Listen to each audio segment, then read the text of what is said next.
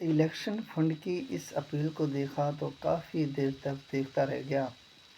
صدیوں کی غلامی نے سب ہی کچھ بدل دیا۔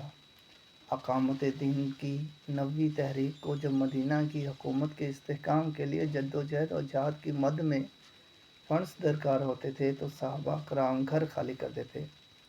900 اونٹوں کے قافلے، ان کی رسیوں، قجاؤں اور سامان سمیت سب اللہ کو بیچ ڈالتے۔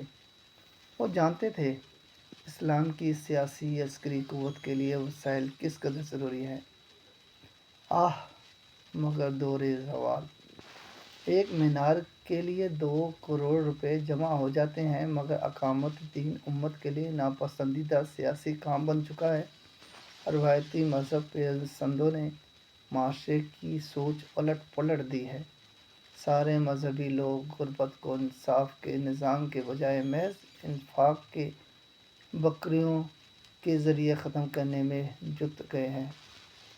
اسلامی نظام کی شعوری جدوجہد میں مصروف لوگ، کم از کم تمہارا کوئی روپیہ بھی سیاسی جدوجہد کے علاوہ کہیں اور خرچ نہیں ہونا چاہیے کہ امت کی سیاسی قوت صالح لوگوں کے ہاتھ میں آنا ہی باقی سارے مسائل کا حل ہے۔